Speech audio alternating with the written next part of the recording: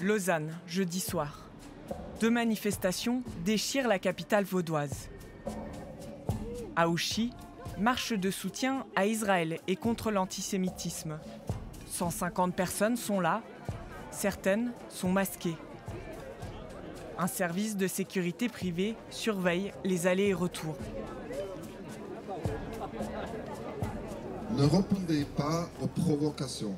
Toute altération nuirait à notre image de groupe pacifique et à celle d'Israël et des Juifs. Le parcours autorisé par la police a été réduit à un tout petit périmètre.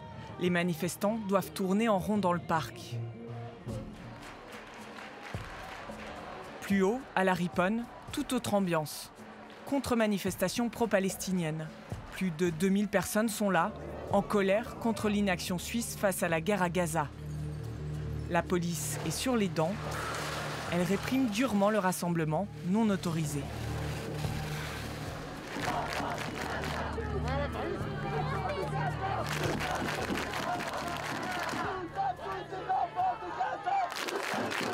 Une population suisse fracturée comme jamais, alors que demain, une semaine diplomatique cruciale s'ouvre à l'ONU à New York.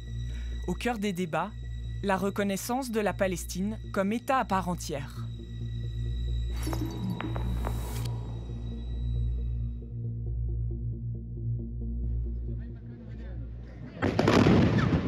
Mardi, lancement d'une offensive terrestre majeure dans l'enclave palestinienne.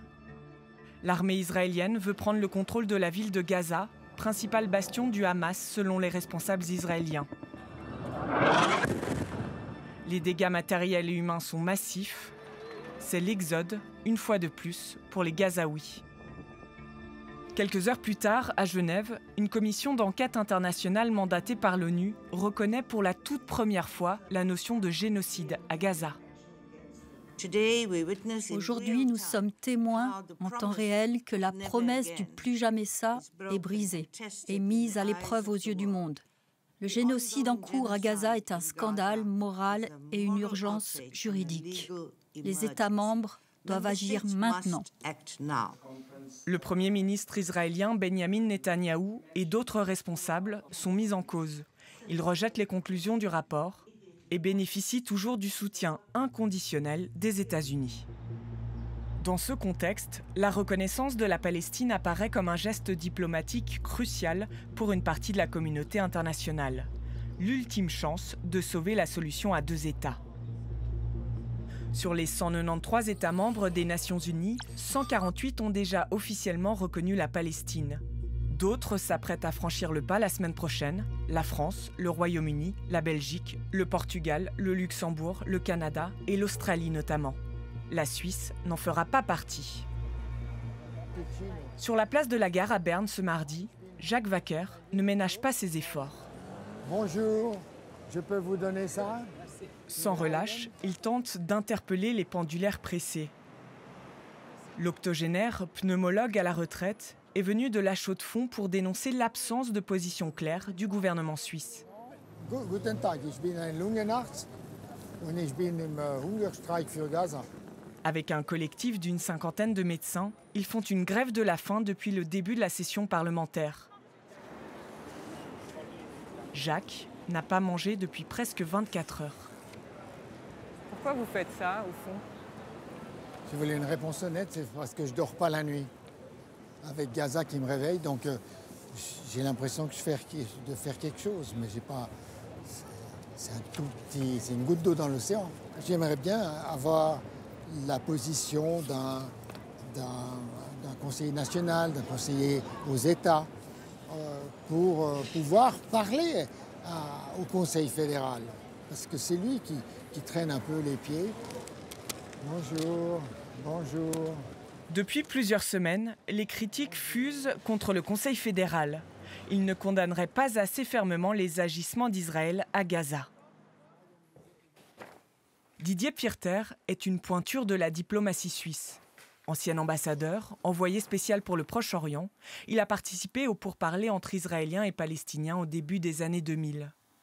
Fin août, avec 70 autres diplomates, il a envoyé 7 lettres au Conseil fédéral pour exiger des mesures plus fortes. Il ne mâche pas ses mots. On trouve que la Suisse est au bord de la complicité avec ce qu'Israël fait. Et c'est d'autant plus grave que non seulement on devrait être un pays neutre, mais qu'on est aussi le dépositaire des conventions de Genève, ce qui est le droit international humanitaire. Et c'est inégal parce qu'on a reconnu Israël. Et si on dit, bon, on reconnaîtra la Palestine une fois qu'il y aura la paix avec Israël, pratiquement on donne un droit de veto à Israël. Dans une situation comme ça, si vous restez avec la petite minorité qui ne l'a toujours pas reconnu, ce n'est en fait pas une position très neutre. Donc on se range du côté d'Israël. Dans ce dossier, un homme concentre toutes les critiques. Ignacio Cassis, conseiller fédéral en charge des affaires étrangères.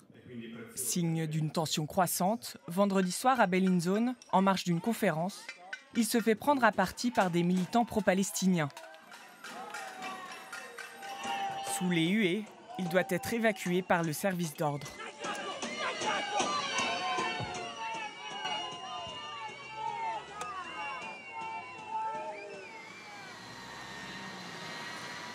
À Berne, c'est la 2e semaine de session parlementaire.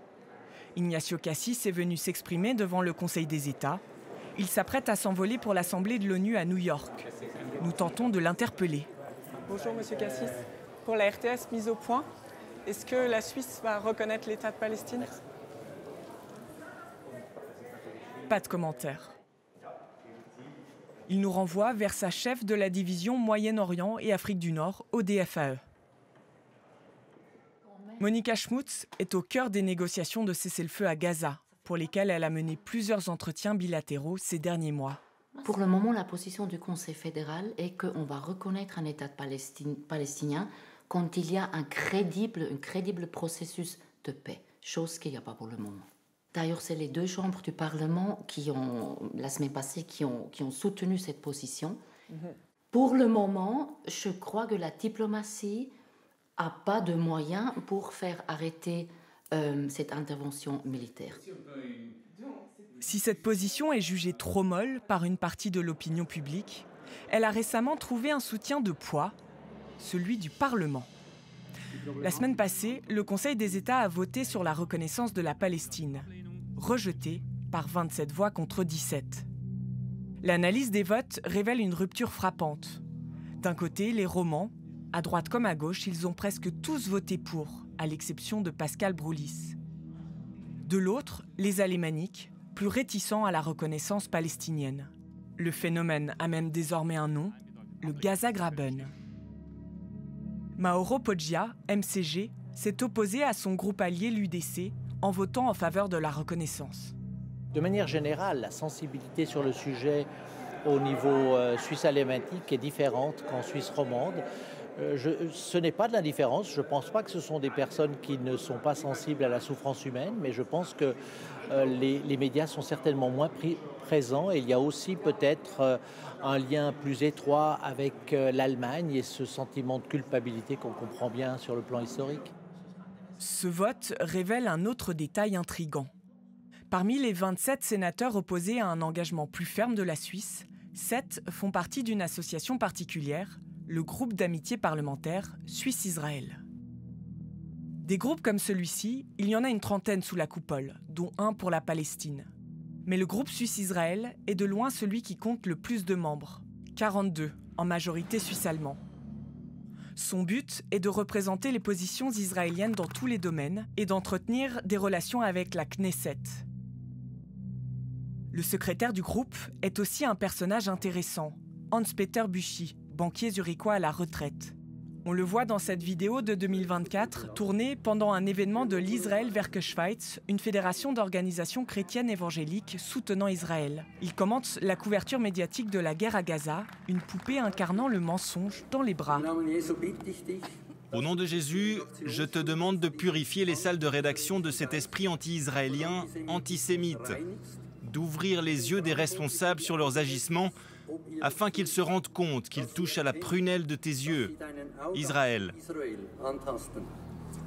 Quelle influence ce groupe d'amitié peut-il avoir sur les votes au Parlement ? Le conseiller aux États socialistes Daniel Josic en est le coprésident. Il a voté contre la reconnaissance de la Palestine.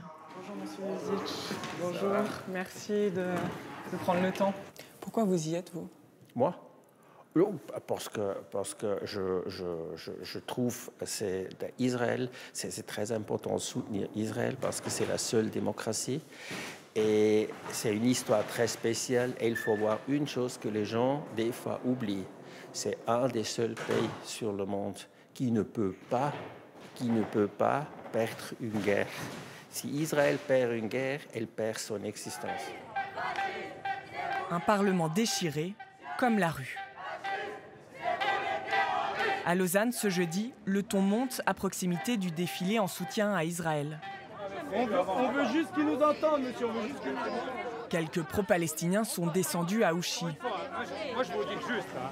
Nous, on est juste là pour empêcher une confrontation. Un peu plus loin, la Silent Walk pro-israélienne, inflexible, continue à tourner dans le parc. C'est sa première édition en Romandie. Le groupe organisateur est beaucoup plus actif en Suisse alémanique. Monsieur, pourquoi vous êtes là aujourd'hui? Parce que je vous signale que tous les jours, il y a des pro-palestiniens qui ont des opinions, hein, je reconnais. Tous les jours, ils sont dans les centres-villes, devant la gare ou ailleurs. Tous les samedis, ils manifestent et ils accusent Israël de choses qui ne sont pas vraies. Qu'ils essayent Par exemple? de... Le génocide, mademoiselle, il faudra d'abord, premièrement, que ce soit prouvé. J'ai peur de cet esprit d'antisémitisme qui grandit au fur et à mesure des nouvelles. Et je me dis qu'on est polarisé, focalisé tout sur l'Orient, mais qu'on oublie, on ne fait pas du tout les mêmes manifestations contre la Russie qui massacre encore plus l'Ukraine. Quelques slogans de pro-palestiniens résonnent au loin. Ils ont l'interdiction d'approcher. Un lourd dispositif policier sécurise la marche. Toute personne jugée suspecte est interpellée et contrôlée. À distance, des militants pro-palestiniens observent la scène, médusés. Protestation silencieuse.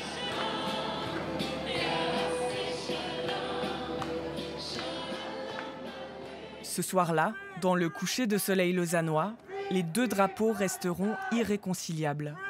Tandis qu'à Gaza, plus de 60 000 Palestiniens sont déjà morts.